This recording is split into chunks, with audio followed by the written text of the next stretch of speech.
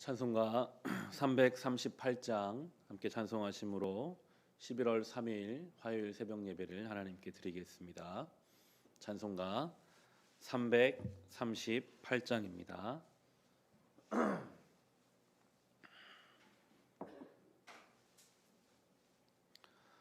내 주를 가까이 하게 함은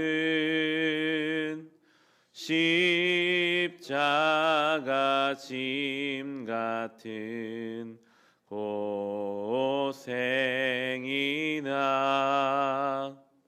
내 일생 소원은 늘 찬송하면서 주께 더 나아가기 원합니다. 내 고생하는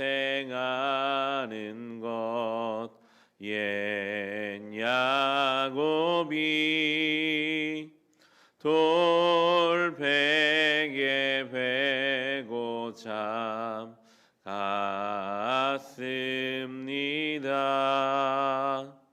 꿈에도 소원이 늘 찬송하면서 주께 떠나가기 원합니다. 천성에 가는 길 험하여도 생명길 되나니 은혜로다.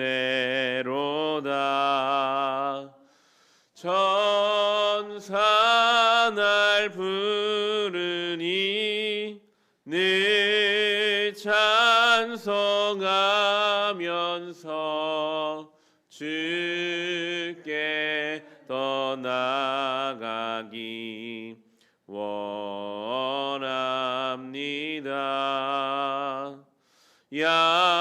야곱이 잠 깨어 일어난 후 돌단을 쌓은 것 본받아서 숨질 때 되도록 늘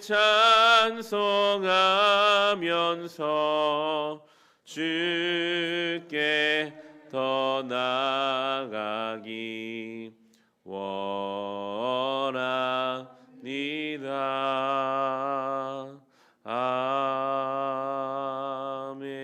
아멘. 함께 기도하실 때는 우리 환우들을 위해서 오늘 기도합시다. 우리 아프고 병든 곳 위에 하나님의 은혜와 치유의 손길을 더하여 주시옵소서. 우리의 개인과 우리의 가정, 우리의 교회, 이 지역과 이 나라, 건강하지 못하고 병든 곳 위에, 죄로 물든 곳 위에 예수 부활의 생명으로 덮어주시고 우리 영과 육을 강건케 하여 주시옵소서. 우리 함께 기도하겠습니다. 하나님 아버지, 이 시간 환우들을 위해 기도합니다. 우리 아픈 곳, 주님, 병든 곳, 건강하지 못한 곳, 죄에 물들고 죄에 찌들어 아버지 앞에 온전하지 못한 우리의 삶과 우리 육신과 우리가 사는 이 시대와 이 나라, 이 지역을 주님께 맡겨드립니다. 주여, 우리의 힘으로는 주님 건강함을 온전히 유지할 수 없음을 깨닫습니다. 오늘도 예수 부활의 그 생명으로 주여 우리를 덮어주시고 예수 부활의 그 능력으로 주여 죽은 자와 같은 우리를 다시 살리사 아버지 앞에 온전히 서게 하여 주옵소서. 주님, 우리의 가족 중에 몸이 아프고 병든 자들이 있습니다. 주님, 그들을 돌보아 주옵소서. 위로하시고 격려하시고 고쳐주옵소서. 건강하고 온전하게 서게 하여 주옵소서. 특별히 몸은 건강할지라도 예수 믿지 않는 가족들도 많이 있습니다. 주님 그들을 기억하여 주시고 주님 앞에 돌아올 수 있도록 아버지 앞에 복음의 그 초청에 응답할 수 있도록 은혜 베풀어 주시옵소서. 주여 늘 믿지 않는 가족을 위해 아픈 가족을 위해 기도하는 우리 기도 가운데 응답하여 주옵시고 아버지 앞에 간구할 때 주님 병든 자를 고치셨던 예수 그리스도의 그 사랑의 손길로 우리를 붙잡아 주시옵소서. 주여 우리 가족 중에 교회 교우 중에 이 나라 이 민족이 너무나 아프고 병든 상황 가운데 있습니다. 여전히 전염병은 우리의 삶을 불안하게 하고 스스로 목숨을 끊는 사람들이 하루에도 수없이 나오는 이런 땅이 되어버렸습니다. 주님 우리의 건강함을 주님 주시는 영과 육의 강건함을 우리에게 허락하여 주옵소서. 물질의 풍요 속에서 더욱더 우리의 정신은 피폐해져가고 요즘에 흉년 때와 같은 흉년의 때를 우리 살아가고 있습니다. 예수 그리스도의 복음밖에는 그 생명밖에는 아버지 우리의 삶에는 답이 없음을 깨닫습니다. 주여 우리를 불쌍히 여기사 온전하게 하소서. 강건케 하소서. 아픈 곳 위에 치유의 손길을 얹어 주소서. 예수의 피 묻은 손길로 우리를 안아주시고 주여 우리를 회복시켜 주시옵소서. 하나님 아버지 하나님 아버지 감사합니다. 주여 우리를 풀어 주시옵소서. 붙들어 주옵소서.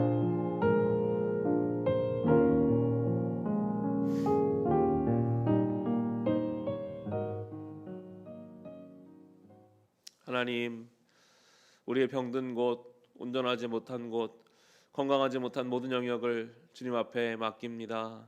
예수 그리스도의 그 부활의 생명으로 우리를 온전케 하여 주시옵소서.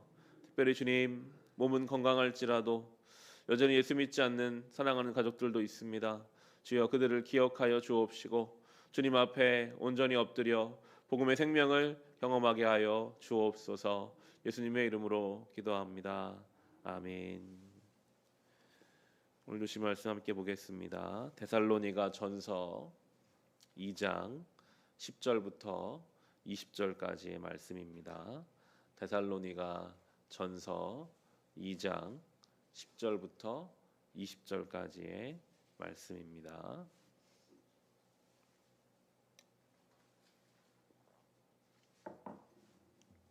데살로니가 전서 2장 10절에서 20절의 말씀 주신 말씀 우리 함께 읽겠습니다. 또 신도 여러분을 대할 때에 우리가 얼마나 경건하고 올바르고 흠잡힐 데가 없이 처신하였는지는 여러분이 증언하고 또 하나님께서도 증언하십니다. 여러분이 아는 바와 같이 아버지가 자기 자녀에게 하듯이 우리는 여러분 하나하나를 대합니다. 우리는 여러분을 권면하고 격려하고 경고합니다마는 그것은 여러분을 부르셔서 당신의 나라와 영광에 이르게 하시는 하나님께 합당하게 살아가게 하려는 것입니다. 우리가 하나님께 끊임없이 감사하는 것은 여러분이 우리에게서 하나님의 말씀을 받을 때에 사람의 말로 받아들이지 아니하고 실제 그대로 하나님의 말씀으로 받아들였기 때문입니다. 이 하나님의 말씀은 또한 신도 여러분 가운데서 살아 움직이고 있습니다. 형제자매 여러분, 여러분은 그리스도 예수 안에서 유대에 있는 하나님의 교회들을 본받는 사람이 되었습니다. 그들이 유대 사람들에게서 고난을 받은 것과 같이 여러분도 여러분의 동족에게서 똑같은 고난을 받았습니다.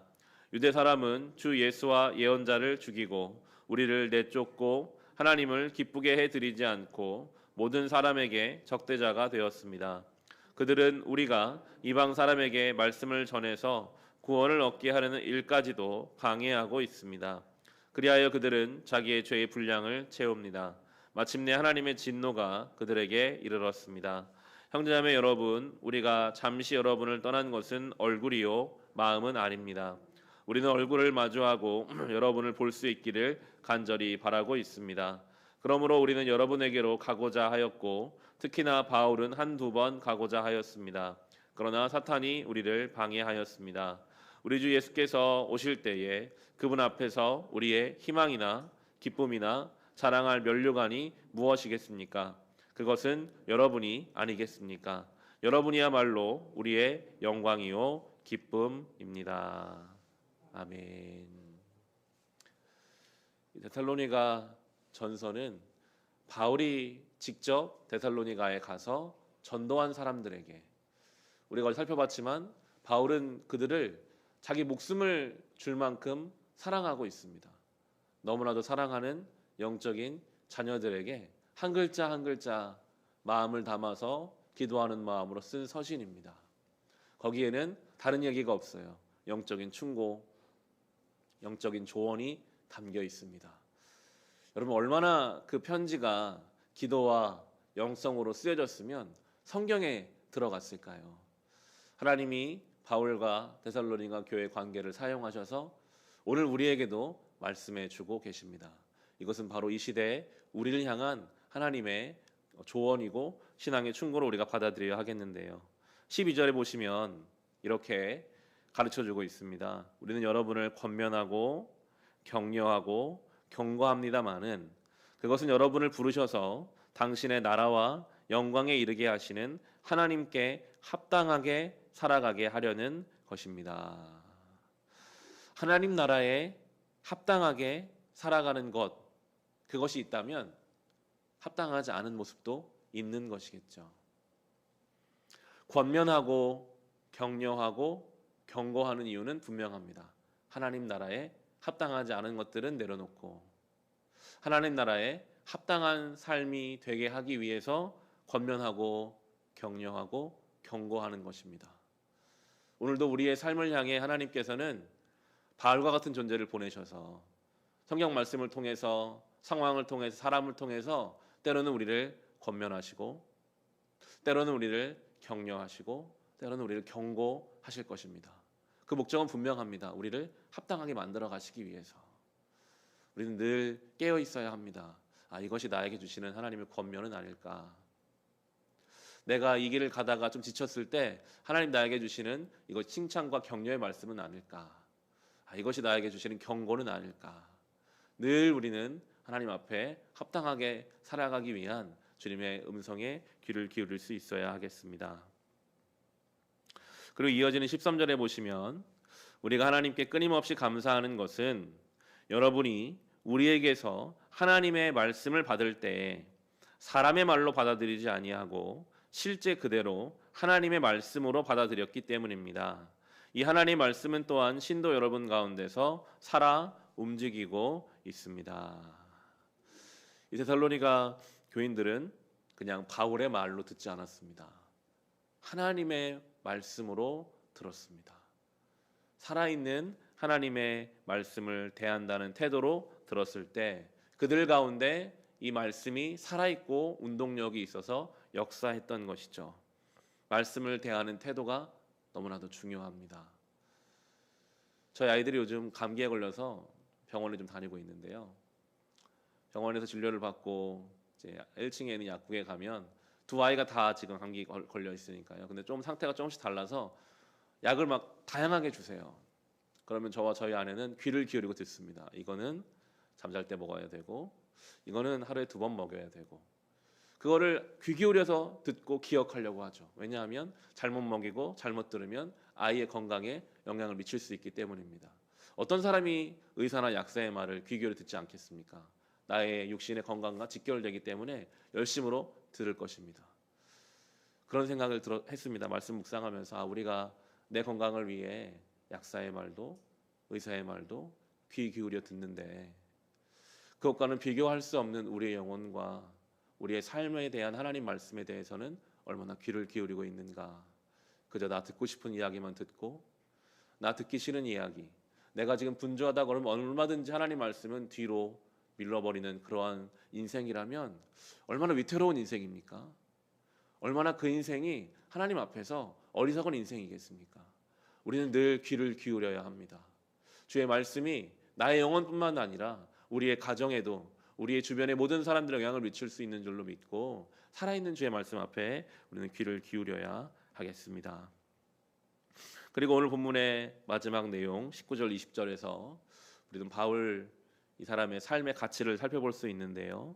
19절 20절에 보시면 우리 주 예수께서 오실 때에 그분 앞에서 우리의 희망이나 기쁨이나 자랑할 면류관이 무엇이겠습니까? 그것은 여러분이 아니겠습니까? 여러분이야말로 우리의 영광이요 기쁨입니다. 왜 바울이 고난을 당하면서도 한 푼 돈을 얻지 못하면서도 이 복음의 역사에 자기의 삶을 던지고 있는지를 알 수 있죠. 그는 이미 깨닫고 알았거든요. 주님 앞에 가는 날에 어떤 물질이나 다른 것은 하나도 가져갈 수 없지만 한 영혼을 향한 그 사랑하는 마음, 복음의 그 확장에 사용된 것을 가지고 하나님 앞에 가는 것을 그는 알고 있었기 때문에 이 길을 걸어간 것입니다. 우리가 주님 앞에 설 때 우리는 무엇을 가지고 가겠습니까? 이미 우리는 직간접적으로 장례 절차를 통해서 많이 봤어요. 사람이 죽으면 육신도 못 가져간다. 여러분, 우리 몸을 우리가 얼마나 평생 동안 닦고 여기에다가 좋은 것을 바르고 입히고 가장 아끼는 것이 아마 자기 몸일 거예요. 그런데 죽으면요, 이 몸을 그냥 두고 갈 수밖에 없는 거더라고요. 이 몸을 차가운 냉장고에 집어넣든지 이 몸을 불에 태워서 가루로 만들든지 땅에 묻든지 아무것도 못해요. 자기 몸인데 평생 동안 그렇게까지 모든 걸 다 바쳤던 자기 몸조차도 그렇게 두고 가는 것이라면 돈이야말로 우리가 중요시 여기는 학벌 여러 가지 것들 다 내려놓을 수밖에 없는 것을 우리는 이미 알고 있습니다. 근데 그것을 자꾸만 부인하려고 하는 것이죠. 우리는 주님 앞에 가는 그날에 어떻게 내가 복음의 도구로 사용되었는지, 어떻게 내가 나에게 주신 사람들을 사랑하며 살았는지 하나님 앞에 그것을 가지고 가게 될 것입니다. 우리가 바울처럼 직접 선교지에 가 선교를 못할 수도 있죠. 저는 요즘 같은 시대에는 그런 생각을 해봤습니다. 우리가 정말 내가 묵상한 말씀을 누군가에게, 심지어 카카오톡 같은 만나지 못하는 상황에서 나누는 것으로도 누군가가 그 묵상을 보고 격려받을 수 있다면, 누군가가 그 묵상을 보고 그 마음에 하나님의 경고로 받아들일 수 있다면 그건 역시도 우리가 살아가는 귀한 이유가 될 것입니다. 그것이 중요한 우리 사역인 것 같아요. 내가 참 어려웠는데 내가 이렇게 믿음으로 극복해내고 있습니다. 내가 이렇게 나눈다고 무슨 도움이 될까? 누군가는 그 이야기를 듣고 하나님이 도구로 사용하실 수 있다면 우리가 주님 앞에 서는 그날에 그것을 영광으로 삼을 수 있지 않을까요? 우리는 그것을 사명으로 알고 내가 어떻게 오늘 나의 삶에서 이 복음을 나의 가족들에게, 내 교우들에게 정말 이 말씀이 필요한 사람에게 전할까? 여기에 마음을 두고 살아갈 수 있는 저와 여러분 될 수 있기를 우리 주님의 이름으로 축원합니다. 이 시간 주신 말씀과